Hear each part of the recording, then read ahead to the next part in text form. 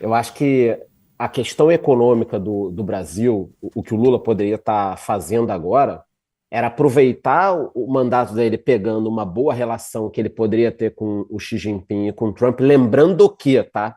O Trump ele tem uma particularidade que mesmo líderes que ele não gosta tanto, mas são fortes, ele tem um certo respeito, que falem bem ou não com ele. O problema do Lula é que ele fala dos Estados Unidos, mas não teve a coragem de ligar para o Trump. Não teve a coragem de passar a mão no telefone e falar, cara, essas tarifas aí, o Brasil está aqui, a gente é grande, vamos sentar, deixa eu pegar o avião, deixa eu ir para aí. O Lula não teve essa coragem. E isso também é um negócio que demonstra uma fraqueza muito grande. Você fica ali falando, tem que desdolarizar, tem que não sei o quê. Tá, vem aqui. Não, aqui eu não vou. O Trump foi lá na Coreia do Norte. Olha a diferença. E um outro ponto é que enquanto, o mais impressionante é que enquanto aqui a gente está discutindo o tarifaço, que é bem ou mal, se tiver um impacto no PIB vai ser pequeno, apesar de que vai criar desemprego e tal, o Brasil está tendo uma porrada de oportunidade que ninguém fala. Tipo, petróleo na margem equatorial. Caraca, a gente não vai tirar isso? Então, o que está acontecendo é que o Brasil está se afastando dos americanos por uma soberania e está começando a levar peça de carro chinês para montar no Brasil só, ao invés de criar indústria. O resultado disso é que você se afasta da maior economia do mundo, se aproxima da segunda maior economia do mundo, que, tirando comprar commodity, não está oferecendo grandes investimentos estáveis e longos para o Brasil, e daí? E as riquezas que a gente tem? O Brasil tem terra rara, tem petróleo na Guiana, tem uma série de oportunidades. Cara, a gente não vai fazer nada disso? Poderia estar, inclusive, pegando dinheiro americano para construir infraestrutura para o Brasil. Olha lá quanto a Guiana está crescendo ao ano, 50, 60, 70, tudo bem que é pequenininho, mas os caras estão crescendo, estão tirando petróleo. Até acho que deve estar tirando petróleo do Brasil, já fura e joga para o lado, porque a gente não está tirando o nosso. Eu faria isso se eu fosse cara da Guiana. Fala, começa a tirar pelo do Brasil, depois a gente tira o nosso. Os caras estão ali discutindo. Porra! Então, o Brasil tem um sem número de oportunidades, mas fica ali de novo, escolhendo um lado que não tem que escolher, cara. Ninguém obrigou o Brasil a escolher um lado. E o Lula fica constantemente batendo nos Estados Unidos. Não acho que ele está colhendo isso nas pesquisas, tá? Óbvio que a mídia fala um pouquinho ali, mas essa briga vai continuar. E, de novo, talvez nós tenhamos amanhã já ou nas próximas horas alguma notinha americana. Pode esperar. Você acredita que vai ter alguma reação? Eu tenho certeza. É. Tenho certeza. Assim, até pelo.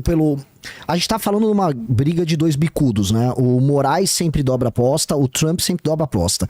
Tem aquela. Eles queriam até cunhar um termo nos Estados Unidos Taco. que é taco, né? É. Trump always chickens out. E nessa nova leva de tarifaço, eles estão querendo mostrar que eles realmente não chicken out. Eles vão pra cima e o Departamento de Estado, o Marco Rubio, essa turma, já devem ter uma resposta pronta, porque eles entendem, e eu acho que tem uma pista dada pelo próprio Paulo Figueiredo no tweet, ele falou, olha, a gente trabalha com duas premissas, o Lula sempre erra e o Alexandre de Moraes sempre dobra a aposta. E o Alexandre de Moraes, ele é constante nesse comportamento.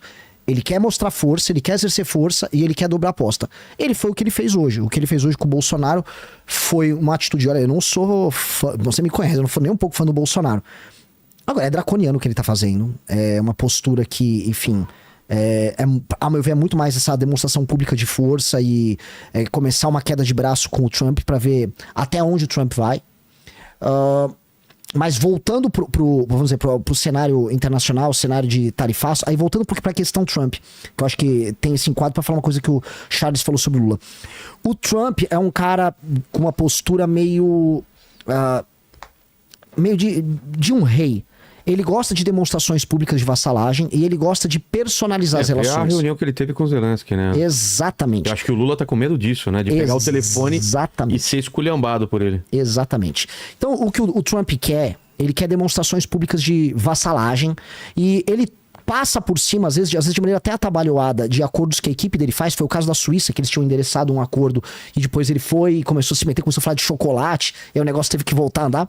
Então ele topa fazer isso, conquanto, vamos dizer, a outra parte reconheça ele como essa liderança quase real, assim, é uma coisa meio medieval que o Trump faz. Ele se parece muito com um líder da América Latina, nesses termos. Ele é um cara meio patrimonialista, ele não tem aquela energia meio...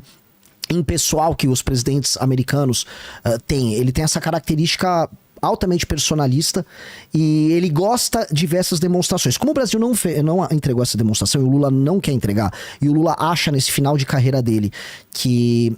Enfim, é melhor ele terminar a carreira, em certa medida, em alta, do que vender todas as convicções, não só dele, mas do PT. E a maior das convicções do PT, em termos de política externa, é o anti-americanismo. Então, para ele, talvez seja melhor não passar na cabeça dele por essa humilhação, do que tentar fechar um acordo. O Charles está certo quando diz que o PT não teve mérito nessas negociações das isenções de tarifa. Houve muita especulação, eu mesmo fui atrás para ver, porque começaram a meio que jogar na imprensa, e eu conversei com jornalistas, a ideia de que o Alckmin estava construindo isso. E o Alckmin teve uma conversa com o Lutnick. Algumas coisas foram discutidas, mas ele não resolveu nada com relação a isso. Mas na verdade foram os próprios Estados Unidos que, talvez para evitar uma pressão inflacionária aqui, ou um lobby aqui acolado à própria indústria americana, ele, enfim, ok, bota essas isenções, porque essa questão não é tão comercial. Eu acho que no caso brasileiro a questão vem pintando ser mais política do que comercial. E o Trump gostaria de ver, ao meu ver, entendendo a lógica dele, essa demonstração de vassalagem do Lula. Ele vinha atacando o Zelensky, obrigou o Zelensky a se encontrar com ele. Teve um caso que tá passando meio desapercebido, foi o da África do Sul, porque ele ficava falando muito sobre fazendeiros brancos, alvos de perseguição do governo sul-africano. Nem era muito sobre tarifa, ele só chamou o presidente da África do Sul e ficou dando um pito no cara, passou um vídeo com o cara junto. Ele tentou fazer isso com o Macron até reagiu bem ali na trocação verbal, mas... Esse é o estilo que ele está tentando impor, né? Ele está centralizando ele como uma figura, vamos dizer, definidora do que pode e o que não pode, não só no comércio global, mas na política global. E ele está tentando fazer isso também com o Brasil. E o Brasil a se comportar como esse menino rebelde, mas um menino rebelde fraco, eu acho que o Brasil, por enquanto, só está se ferrando. Charles, concorda? Não, concordo. E o Brasil tem que pensar nos seus interesses. O Lula não está pensando no interesse do país, ele está pensando no interesse do PT, no interesse de manter uma máquina enorme que ele não pode perder. Então, por exemplo, o Trump aqui, o que a gente percebe? Ele tem feito coisas difíceis de entender? Tem. Mas me parece que ele quer deixar algum tipo de legado numa virada econômica americana, que nitidamente estava indo para o buraco.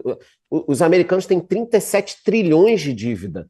É insustentável. Por isso até que o Elon Musk ou saiu do governo ou simulou essa briga, porque ele está vendo que a cada ano 1, 2, 3, 4 trilhões a mais de dívida. É insustentável isso. Então, o que está acontecendo é que eu acho que o Trump tenta deixar um legado econômico, só que o Lula tem um problema que é o seguinte, ele tem um legado de centenas de milhares de pessoas numa máquina no país que ele não pode perder o governo.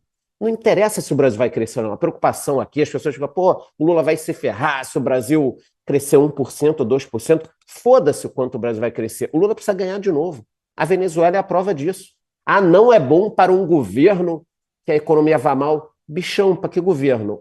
Para o Maduro estar importando, se o país hoje é 1/3 do tamanho que era e não tem 90% da indústria que tinha antes, não importa nada, importa você ficar no poder. Então, o estilo do Lula de vestir uma camisa vermelha e falar precisamos desdolarizar, os americanos estão ferrando a nossa economia, estão ferrando o país, é um modelo que ele está aprofundando para deixar um legado político, não econômico, ele não está nem aí para a economia brasileira, e para continuar com essa máquina no poder, que você tem que ter a máquina.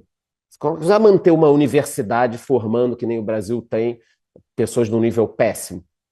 Dessa forma, manter a máquina. Então, o Trump tenta um legado econômico, o Lula tenta um legado político que não tem nada a ver com a economia, não interessa para onde a economia vai. Só que não é bem assim. Na hora das eleições, o preço do cafezinho, o preço da picanha, isso faz muita diferença.